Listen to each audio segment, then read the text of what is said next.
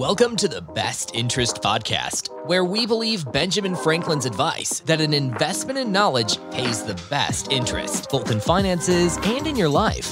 Every episode teaches you personal finance and investing in simple terms. Now, here's your host, Jesse Kramer. Hello and welcome to episode 88 of the Best Interest Podcast. My name is Jesse Kramer. Later in today's episode, Rob Berger will be joining me, but first we'll do our normal housekeeping. Let's start with a review of the week. This one comes from Bing, who left a review on Apple Podcasts. And Bing wrote in and said, "Clear thinker, clear communicator. I'm not a fan of financial advisors because in my own 30-year experience, their self-interest in every case resulted in collecting abusive fees, pitching inappropriate products, or providing dismal analysis. But I like Jesse. I have no financial involvement with him, yet he has responded to my email questions with thoughtful and actionable ideas. He thinks clearly, cutting through the muddle of information to provide clarity and understanding." Thank you for those kind words. You're right. Like in many professions, there is a spectrum of financial advisors, financial planners, whatever you want to call us. That spectrum is pretty far and wide. And you're right. Some folks are not on a good end of that spectrum. And I do my best to stay above the noise, I think long term, and provide good advice to you guys, whether you work with me professionally or not. So thank you, Bing. If you're hearing this, Bing, feel free to shoot me an email at jesse@bestinterest.blog, and I'll get you hooked up with a super soft Best Interest t-shirt. Like I alluded to before, later in today's episode, Rob Berger will be joining the podcast. Rob is a contributing editor for Forbes Advisor. He's the host of the Financial Freedom Show. He's the author of a really good book called Retire Before Mom and Dad. And Rob has perhaps the single best YouTube channel out there for retirement planning education. I can honestly say that I probably watch Rob's YouTube content just as much as anyone else out there. Even when it's topics that I'm already pretty familiar with, I just like Rob's presentation style, and it's always good to see how someone else thinks about these problems. But before we get to Rob and before we talk about some retirement planning topics with him, I want to read from one of my retirement articles. I wrote it this past February of 2024, and I titled the article, "Fundamentals of Retirement. Is the Summit Good Enough?" Now, the Adirondack Mountains are this gorgeous outdoor wonderland here in upstate New York, attracting tourists from all over the world. The park actually covers about 20% of the state of New York. That's 3 times larger than Yellowstone Park. And perhaps, the 80Ks, that's what people call the Adirondacks, perhaps the 80K's most extraordinary natural resources are the 46 high peaks, these tall mountains in the park's northeast corner. Now, a good friend of the blog and the podcast, Tyler, not the same Tyler who appeared here on episode 87, but Tyler Socash is his name. Tyler led me on one of my first high peak adventures. And thanks for listening and reading, Tyler. He and I conquered the Dix Range, that's D-I-X, the Dix Range, summiting 4 peaks in one day, trudging about 15 miles through the mountainous woods over about a 12-hour day. And it's hard work. It was a draining day. I drank much more water than expected. I chafed in some uncomfortable ways. I probably ate dinner for 2 people that night and slept like a baby and learned a lot of applicable lessons for my next hike. For example, during our rest breaks at the summits, I observed the other hikers around us. Now, what were they doing that I wasn't? Some of them were fit and lean. Other hikers, though, they were maybe a little bit overweight. Some of the hikers had expensive gear, lightweight gear, all the gadgets. Other people were wearing gym shorts and sneakers. The people who looked like they knew what they were doing, they were drinking from Nalgene bottles, they were eating rehydrated meals or calorie-dense meals, whereas the more amateur-looking people, they had Poland Spring water bottles and Nutri-Grain bars. They were all shapes and sizes of hikers, of a really broad spectrum between the expertly prepared hikers and the woefully inexperienced ones. But all of these hikers, as I'm sitting there on the top of the mountain, they all had reached the top of the mountain, right? And hopefully they were all going to get back to the bottom of the mountain too. I, for one, I'm a little bit on the taller side. And going down the mountain, especially after you're tired from going up, can be just as hard. But anyway, that's a bit of a side quest, a side topic for another day. I'm sitting there and I'm seeing all these hikers on top of the mountain who they've done something successfully, even though they had different levels of preparedness to get there. Of course, more preparedness, it requires more research, more time, probably more money to buy that stuff. But it also provides a higher probability of summiting the mountains, for sure. It probably provides a more straightforward path to getting to the top of the mountain. And it also provides the mental confidence of knowing that you are prepared, that you are ready for this hike that lies before you. Now, less preparedness is certainly easier up front, but is it easy in the long run? Probably not. This is where we should invoke Benjamin Franklin's quote, maybe my second favorite Benjamin Franklin quote, "A stitch in time saves 9." That idea rhymes with the concept of hard choices, easy life, easy choices, hard life. Where do you want to fall on the spectrum of preparedness? That's a question I'd ask, and it's totally your call. There's no correct answer in general, but only a correct answer for you. You'll hopefully reach the summit either way, but your preparedness, it provides some flexibility in how easy or how hard that journey will be. In my experience running the best interest and working professionally in financial planning, retirement preparedness works the same exact way. And I received a perfect example via email from a blog reader, John. John wrote in, he said, "Hey, Jesse, my wife and I are 56 and 58 years old, respectively. We're on the verge of retirement, I hope. We have about $2 million in traditional accounts, $500,000 in Roth accounts, about $400,000 in taxable accounts. 95% of that money is invested in diversified stocks. We'll both receive significant Social Security benefits. We live within our means, and last year our total outflow of money was just shy of $100,000. Do you think we're ready to retire? Can we chat with you about retirement readiness?" So this came from John and his wife, Eva. And some quick math that I did. So John and Eva, they had $2.9 million in assets to support a $90,000 annual lifestyle. They'd be at less than a 3% withdrawal rate, and that isn't even accounting from their very healthy Social Security income. They're probably going to withdraw less than 1% of their assets in retirement. Now, do John and Eva need professional help? I don't see how they do. If we think about this as climbing a mountain, they're definitely going to reach the top. But could John and Eva benefit in some way from some sort of financial professional's help? I'm sure they could. And this is where we get back to that whole preparedness topic. It's like my adventure in the Dix Range in the Adirondacks. I conquered the mountains. I didn't need to be more prepared, but I could have been, and I probably should have been. And I should have done a few things differently that day to make the day more manageable, less tiring, to eliminate the probability of failure, or certainly just to eliminate some of the discomfort along the way.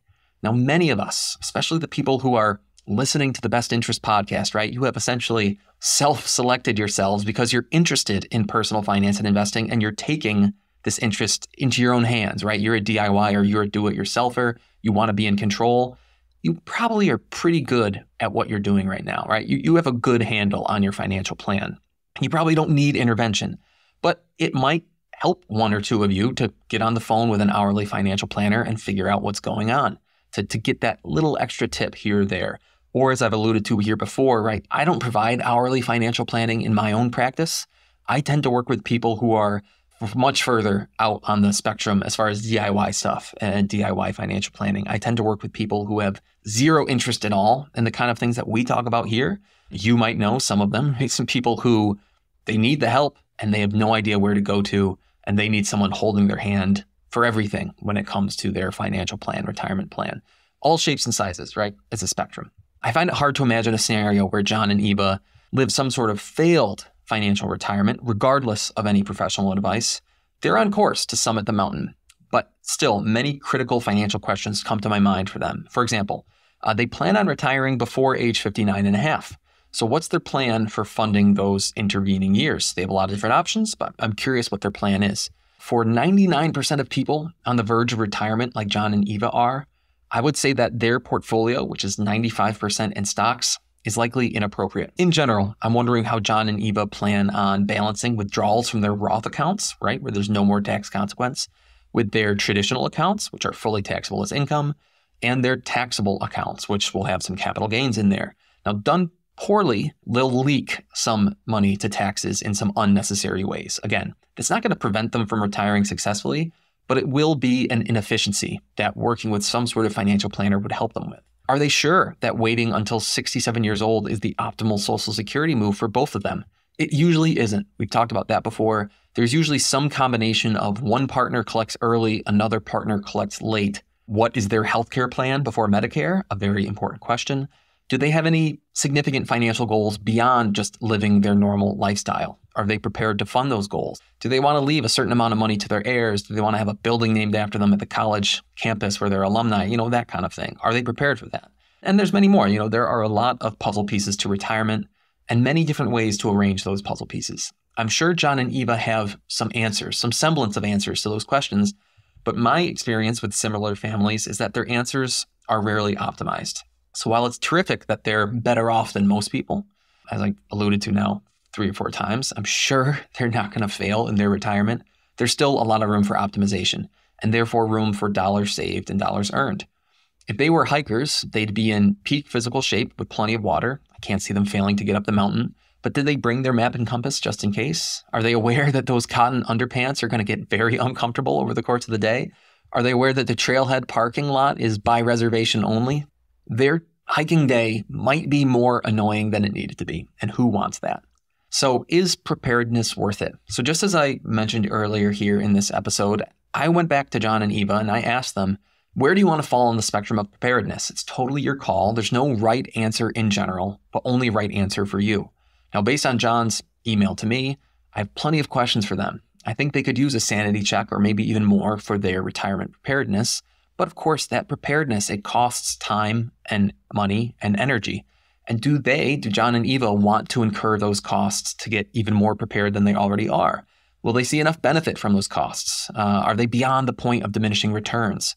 Will paying those costs simply help them feel more confident, get them more sleep at night? And is that worth it?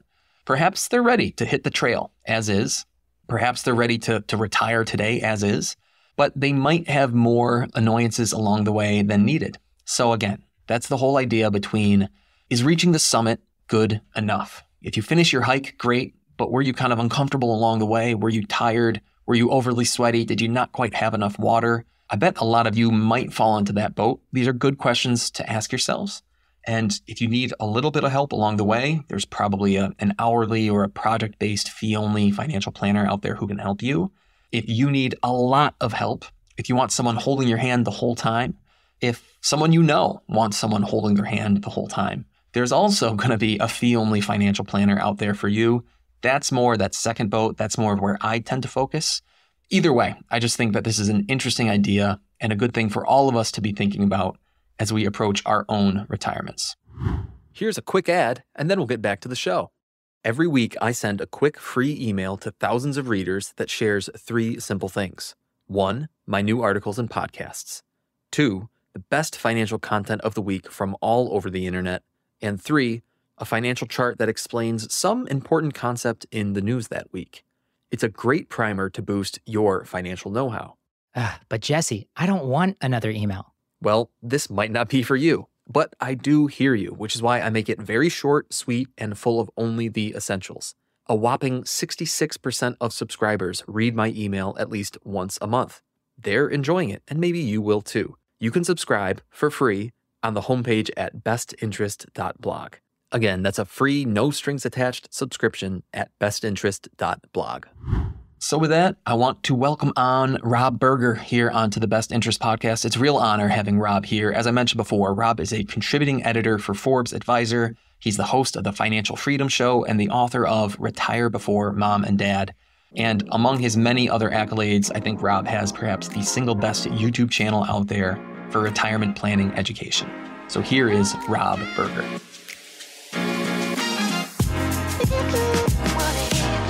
Well, Rob, thank you for joining us today on the Best Interest Podcast. And as the listeners heard in my intro, you haven't heard the intro yet, but as they heard, I really love tuning into your retirement planning content on YouTube. And I think many of the listeners, if they aren't familiar with you, will find that interesting as well. And I wanted to start today with a juicy retirement planning question that came from one of your recent videos. So what exactly, Rob, is the retirement income death spiral? It sounds pretty scary. Yeah, it does, doesn't it? First of all, Jesse, thanks for having me. I'm a big fan of yours. I appreciate you inviting me onto your podcast. That video came from an article that a guy named Sandbridge, if I've got his name right, wrote. But the concept is kind of simple. We all want to know, how much can we spend in retirement without running out of money?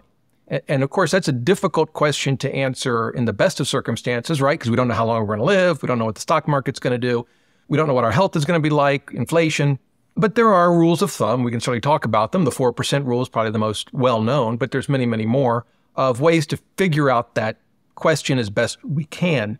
Sandage realized, though, he did some research. He said, in those circumstances where people run out of money, we might mistakenly think that the decline in their portfolio was sort of gradual.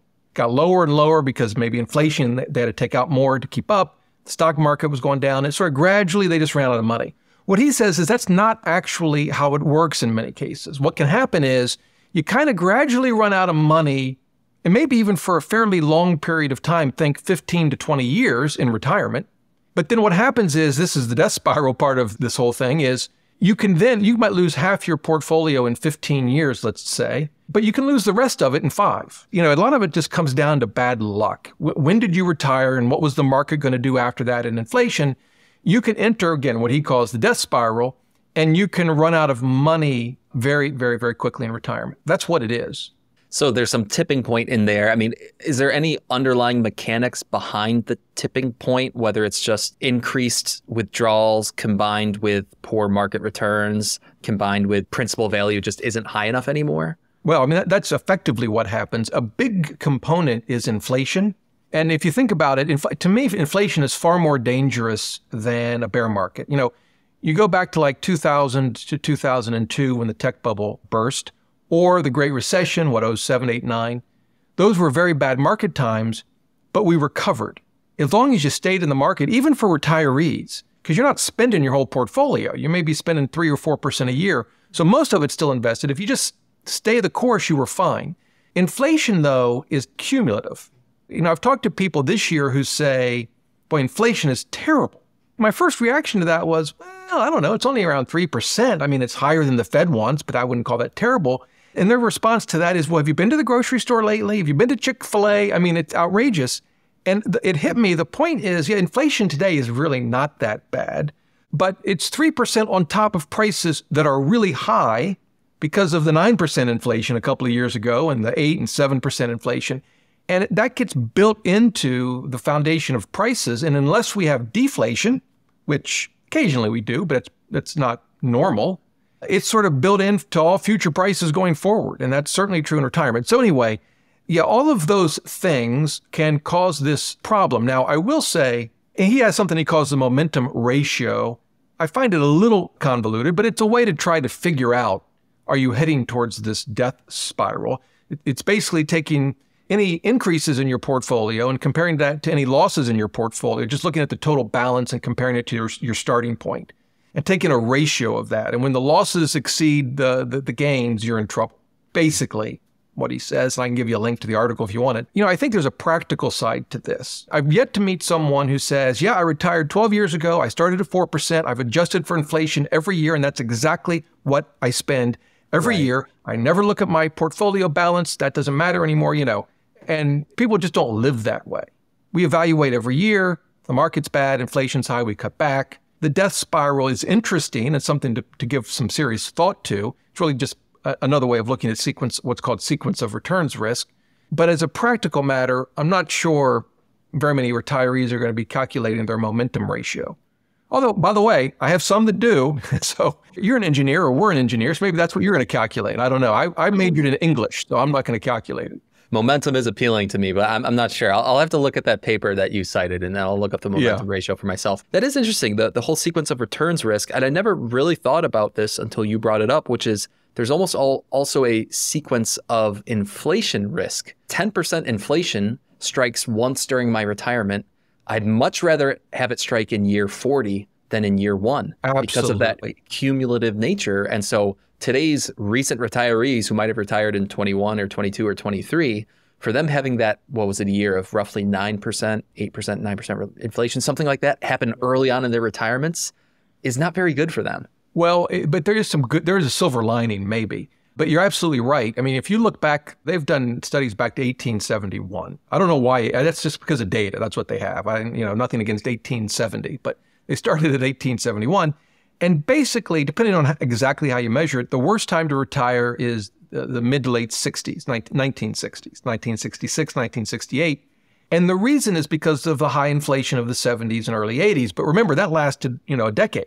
So it wasn't just one bad year because of COVID and all of that, and now we're kind of more or less doing pretty well inflation-wise. It was a decade of bad numbers. But you're right, if you do experience significant inflation, I don't know that I would put the 9% for a year or two in there. because we recovered so quickly. But when you look internationally, and again, there are studies that do this, Germany, for example, if you look back at the same time period, their safe withdrawal rate is not 4%, it's less than 1%. And you think, well, wait a minute, Germany is a pretty strong economy. What's going on there? And the problem is World War I, and they had hyperinflation, late teens, early 20s. And when you put that into the equation, it just completely wrecks retirement. So yeah, inflation can absolutely create big issues for retirees. I'm cautiously optimistic that our 1 year of 9% or 2 years of high inflation in and of itself is not enough to derail retirements. I'll let you know in 30 years if I'm right about that or not. When I hear people talking about the dangers of inflation when it comes to retirement planning, the 2 asset classes, or maybe even 3 asset classes that I hear talked about the most, some people talk about stocks having a built-in inflation protection. Some people talk about tips. I mean, inflation protection is right there in the name. And the third category is gold and or commodities in general as having some sort of built-in inflation protection.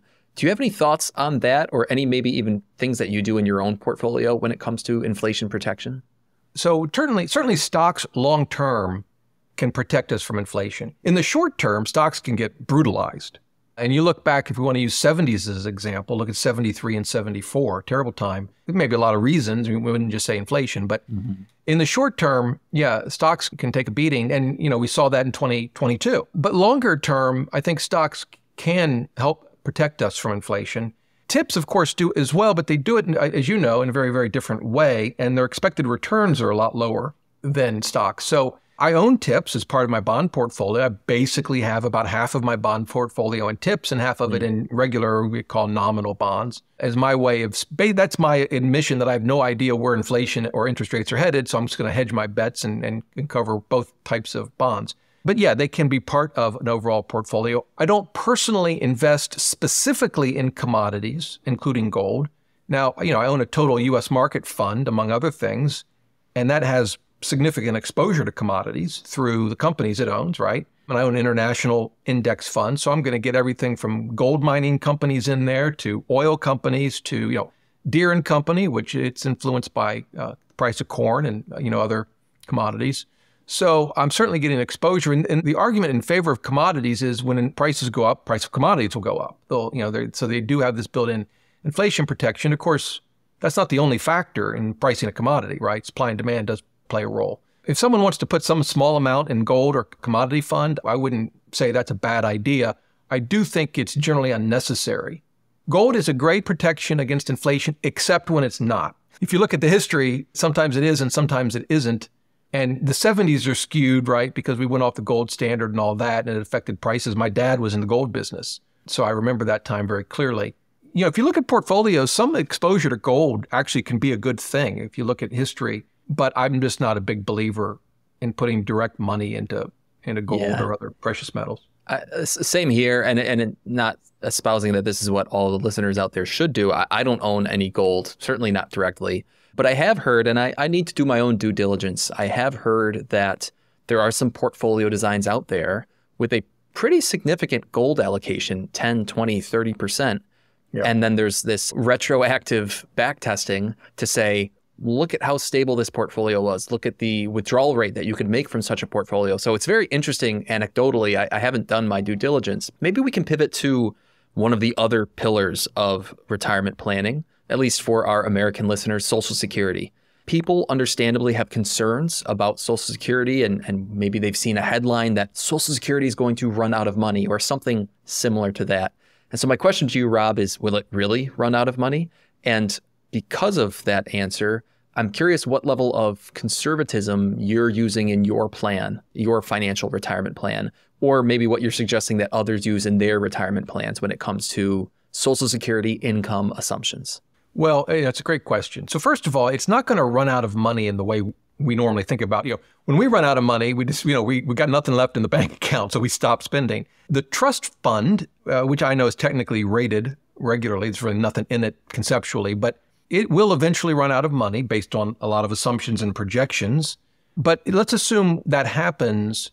They can still pay out the money that it takes in every month through payroll taxes, right? Because it's constantly taking in money, every time, we get paid from an employer. But if it had to rely just on those tax withholdings, it would not be able to pay 100% of the benefits. And so when that happens, and I actually did a video on it about a month ago, I'm not going to remember the exact numbers. I want to say it can pay out 87%, but that could be wrong. So it would still be able to pay out a significant percentage of what it's paying out now. So where does that leave us, though, as a practical matter? So when I was still working, I mean, I do have a business, but I really consider myself retired. But when I was still working and planning for retirement, I just assumed I would get nothing from Social Security. And it wasn't because I actually believed I wouldn't get anything, because I don't think Social Security is just going to disappear. Politically, that just doesn't seem like a tenable option. But it just seemed like a nice conservative approach to take. Now, some listeners may say, that's great for you, Rob. I don't know that I have that luxury. And if I didn't, frankly, I would probably be reasonably comfortable assuming the payouts are going to continue as they are, because I suspect our politicians will eventually figure it out. There's three ways to fix Social Security: tax more, spend less by perhaps raising the retirement age, or some combination of the two, right? That's it. Those are the choices. And something along those lines will likely happen. I do think, on a more negative side, we are spending more and more and more on benefits, whether it's Social Security, Medicare, Medicaid, and we're going into more and more debt. So eventually there will be a reckoning. I have no idea what that's going to look like or when it's going to happen, but I think it would be silly to believe that our government can continue to borrow trillions of dollars every year and without some negative consequences. The bill will come due. Yeah. I hear you. Right? All right. It has to. Right. What do you say to a listener, going back to the Social Security assumption? Now, when I hear you say, Rob, that you, for the sake of conservatism, assumed no Social Security benefits to you, and maybe that moved around your safe retirement age by, I don't know, a year or two or months or something like that. But what do you say to the listener up there where maybe Social Security is a pretty significant part of their retirement plan? And if they assume full Social Security, they can retire at 55. If they assume no Social Security, they can't retire till 65. Is there some sweet spot in there they should assume for now? They can do a couple of things. One, they don't have to assume all or nothing on the Social Security front, right? I mean, they could look at what it would pay out, assuming it went, the fund got exhausted. And again, I think it was 87%, but they could check that number. And it changes every year as they do different projections. So they could assume that. The other thing, and this is actually, to me, more important, is back in the day, you worked and then you were retired. That was it. You had your little going away party there at work and you got your watch or whatever and you were done. Today, retirement looks a lot different than that for a lot of people, either because they go part-time, they do some consulting. I have my YouTube channel that generates some income. Other people have different side hustles. So I think you certainly can just go cold turkey and go from working 40 or 50 hours a week to zero. But I think more and more people are gradually moving into retirement. And I've personally found that to be the sweet spot you're asking about. And, you don't have to make a lot and work. You can even go less than half time. And that extra income, when you put it into a retirement planning software, it really makes a big, big difference between that and just going cold turkey. Here's a quick ad, and then we'll get back to the show. Serious question. Why do podcasters constantly ask for ratings and reviews? Yes, they do help highlight our shows to new listeners. They help strangers find us on Apple Podcasts and Spotify. It's totally true and a good reason to ask for ratings and reviews. But I have something more important, at least more important to me. I want to know if you like this stuff. I want to know if you like my podcast episodes, my monologues, my guests, the information I share with you and the stories I tell. I want to improve and make your listening more enjoyable in the process. So yeah, I would love to read your reviews. And sure, if you throw a rating in there too, that's great. If you like what I'm doing, please share it with me. It's such a great feeling to read your feedback. I'd love to read your review or see a rating on Apple Podcasts or Spotify. Thank you. It's funny that when you turn on the TV, if you turn on the financial news, which maybe most of our listeners shouldn't be doing, I try not to watch too much financial news, but invariably when I do, they're almost always talking about individual companies, individual stocks, and stocks get a lot of the fanfare, but cash and bonds can also play a role in retirement portfolios. And I know you've had some terrific videos recently on just that topic. So I have a bit of a two-part question. And the first one is, should we view cash and high-grade bonds interchangeably within our portfolios? Or maybe zooming out even further, do those assets belong in our retirement portfolios? And if so, in what kind of amounts? They're not equivalents, first of all, in my opinion. So you have two things with, I'll call it fixed income, which can include cash and a savings account. You have credit risk, the risk you can't get your money back, right? So high-grade bonds and cash being a savings account, maybe T-bills with the U.S. government, which are short-term bonds. We would say there's probably zero credit risk, or at least it's as free from the risk of default as we're going to get, right? But then the other issue you have is what's called interest rate risk, the risk that while you're holding this bond, interest rates go up, but you're stuck with this bond that's paying a lower interest rate. So that's where the two you've described are different, or at least potentially different. If you're comparing, say, an intermediate term investment grade bond or U.S. government bond with cash, long term, at least based on history, the intermediate term bonds are going to outperform cash. Now, I know that's not true now. Yields on cash are higher, the yield's inverted. So that's why everyone's excited about cash and T-bills, and I get that. But it's not going to stay that way. It's going to change. Again, I don't have any idea when, but it's going to change. And long term, and actually Bill Bingen, the father of the 4% rule, he wrote a lot of papers, not just the 94 paper. And he looked at this question in, I think maybe 96 or 97. And he said, look, you can hold a little bit, you can take some of your fixed income, maybe put up to 10% of it in cash. That won't affect the safe withdrawal rate of 4%, at least not by much. If you go much above that, or even worse, you take some of your stocks and turn them into cash, it's going to really affect the safe withdrawal rate. So long term, I think both are important. You're certainly going to want cash for money, say you're going to spend in retirement over the next year. Maybe you're taking that in the form of dividends from your taxable account. Maybe eventually you've got RMDs, required minimum distributions. And so you're probably going to have that in cash because you're going to spend it in the next few months or, what have you. But for the longer term stuff, I would stick with intermediate term bonds because long term, they're going to pay higher yields. It's not a huge difference, but we know that even small percentages, when multiplied over several decades, which is how long a retirement can be, they matter a lot. When you say this is a simple question of clarification, intermediate term, what's intermediate mean to you? Or maybe there's even a textbook definition out there. I don't know if there's an official definition. I put cash at a duration or maturity of, say, no more than a year. Maybe some people might go to 2 years. And then from that point up to maybe 10 years, I would say is intermediate. If you look at like a Vanguard total bond fund, which is based on a Bloomberg index, it's usually around 6, I think is the average duration, around 6 years. And that would be a good example of an intermediate term fund. How that affects us is when interest rates go up, the value of bonds go down. Conceptually, it's easy. Let's imagine we own a 4% bond and we're getting 4% every year and the rates go up to 6%. And we want to sell that bond. A buyer's going to say, wait a minute, why am I going to buy your 4% bond? I can get a new one for 6%. Well, to convince them to buy that bond for us, we're going to have to lower the price. And we're going to have to lower the price so they effectively get a 6% return, whatever that number would be, right? So intermediate term bonds will go down in value more than, say, a T-bill if interest rates rise. They'll go up more if interest rates go down. In any event, we could go longer term, and you will long term probably get a slightly higher yield.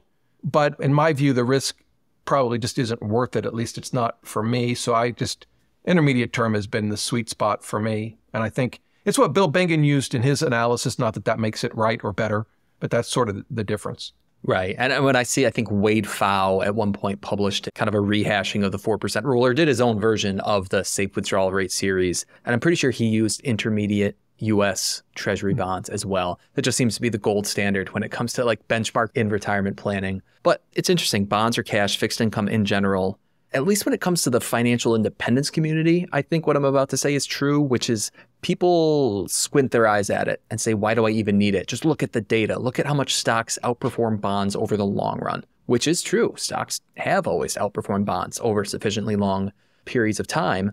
But that being said, I mean, do you feel like bonds belong in the average person's retirement portfolio?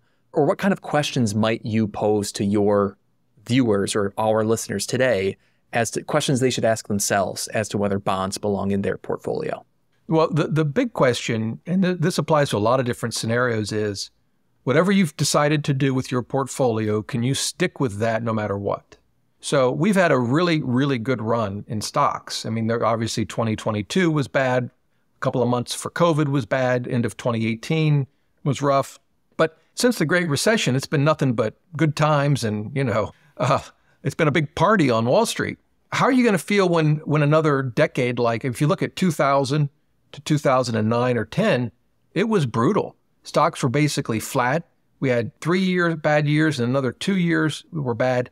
Are you going to be able to stick with your 100% portfolio, 100% stock portfolio? I don't think most people will be able to do that, particularly when you're thinking about retirement. I think taking some of the volatility out of the portfolio is, for most people, probably a good thing. Now, again, how much, what exact allocation you get, a lot of that comes down to personal preference. I mean, there might be some wrong answers at the extreme, but there's a lot of reasonable answers in the middle. Mm-hmm. What you described there, that idea of what is the allocation that you can stick with through thick and thin, and P.S., the last 15 years isn't probably the time period that you should look at to make that answer. They don't count. Right? But I'm assuming, Robin, and correct my assumption if I'm wrong, that you were probably invested during that 2000 to 2009 period. I was not. I was 10 to 19 during that period. I was not invested yet. So could you share with us just some of the memories that you have or some of the emotions that you might have felt during that period, especially during the dot-com bust and then the Great Recession? Well, I was practicing law at the time, and I also had started a personal finance blog back in 2007. So I'd started writing about personal finance right when all the trouble hit. Maybe I'm to blame, I don't know. But I was still investing every month. 401k contributions, IRA, whatever. So in my mind, I thought I'm getting more shares of whatever mutual fund I'm buying because the prices are going down. And what the prices are doing now are totally irrelevant to what I'm going to care about when I retire. Now, of course, once you retire, that changes, right? But at least if you're still accumulating assets, you actually want the market to crash. You don't want it to do what it's doing right now. It may make you feel good because you look at your balance and you're excited about it, and I get that. But you really want it to tank and be low. You'd love another 2000, 2002. And that's what I focused on. Yeah, I didn't deviate from my plan at all. Do you remember any of whether it was colleagues or just people at the barbecue, what was everybody else as calm and as rational as you were? Well, some would say I was irrational. I have a good friend, well, I don't see him very often now, but a good friend who got completely out of the market. And he's done very well for himself, so it's not going to matter. But he got out of the market, and he told me, and I believe it's still true today, he goes, I'm never getting back in, I'm done. And he went and put all his money in real estate, including a lot of properties that are not income producing. Like he just bought raw land, and it just sits there. He bought a couple of homes that he owns. So he put all his money in real estate, and most of it not income producing, which is not something I would personally recommend. So yeah, some people just said, I can't take it. I've got other family members who got out of the market later with profound regret. And what's interesting, by the way, I find it interesting. These are people that I'm very close to. We can talk about these things. Not one of them talked to me beforehand because they knew what I was going to say and they didn't want to hear it. But we'll try to keep that wisdom in mind just in case something happens in the next few years, which when you look at... something bad's going to happen. Right? There's no doubt in my mind. I don't know when, but the longer the good times last, the harder bad times when they come. And I'm not one to predict gloom and doom, but I am one that believes in reversion to the mean. So, yeah, same. And that word predict right there, there's a great Howard Marks quote. Really like reading Howard Marks' writing. He goes, it's pretty simple. You can't predict, you can prepare. And I think that's what we all need to do, right? We can't predict when the crash will come or just the simple bear market, as it were. But we can prepare, whether it's mentally prepare or just put our portfolios in a place where we're okay writing it out through thick and thin. When I think about my listeners, Rob, and potentially your viewers, and just the idea of DIY retirement preparation or just being the person in their community who's pretty knowledgeable when it comes to personal finances, and they want to level up with some of the more complicated stuff that you and I talk about, there's some commonalities there. And because you interact, I think, with many more fans than I do, your YouTube channel is huge, you might get the chance to spot more patterns of what some of these people are going through. So I'm wondering if you could share one or two of the most common low-hanging fruit, so to speak, that you see from the people who you interact with who are pursuing financial freedom. I'm just thinking low-hanging fruit, things that people you see all the time, and they can and they should fix it ASAP. Several come to mind. One is keeping your portfolio simple and low cost. I would say a couple of things. Keep your portfolio simple. A good portfolio, a solid, reasonable portfolio has got nothing to do with how many funds you have. You can have a world-class portfolio with a single fund with 2, 3, 5 funds easily. And by the way, I would have the same view if someone came to me and said, I just won the Powerball, I got $100 million to invest. I'd say, great, here are 3 funds, go crazy, that's what you need. So the second thing I'd say is, in a taxable account, be super, super concerned about complexity. I mean, in a retirement account, at least you can fix it without tax consequences. In a taxable account, you can't.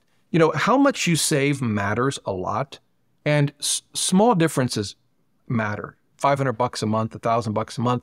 Don't dismiss the ability to increase that by $25. Particularly because remember, you're automating this, right? You're automating your 401k, maybe even with an IRA, you can automate that, or you're into a taxable account.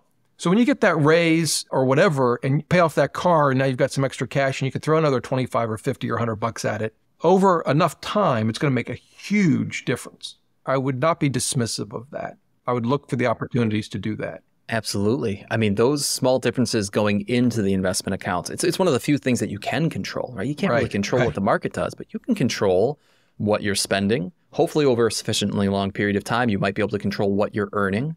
And that monthly cash flow totally is the foundation.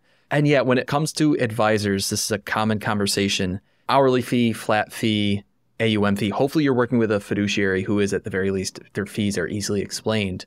But asking that question of, you know, if I'm going to pay X, what am I getting for that?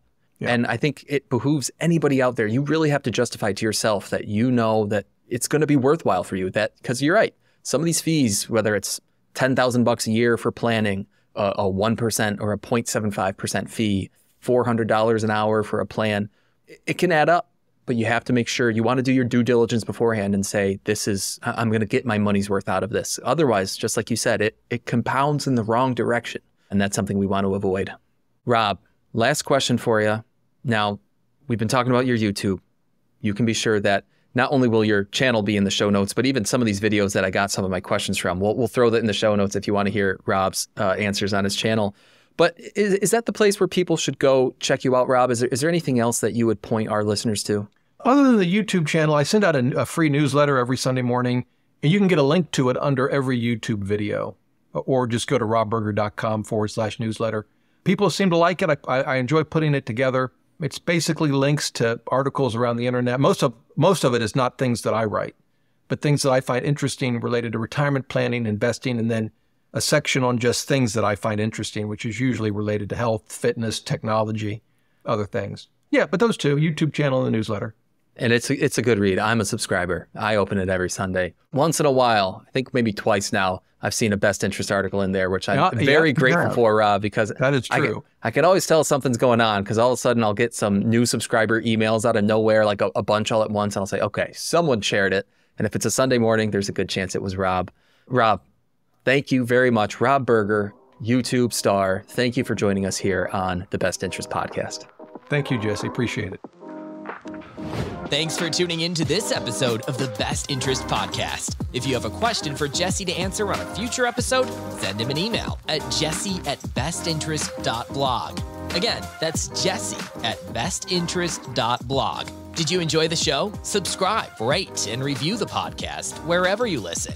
This helps others find the show and invest in knowledge themselves, and we really appreciate it. We'll catch you on the next episode of the Best Interest Podcast. The Best Interest Podcast is a personal podcast meant for education and entertainment. It should not be taken as financial advice and is not prescriptive of your financial situation.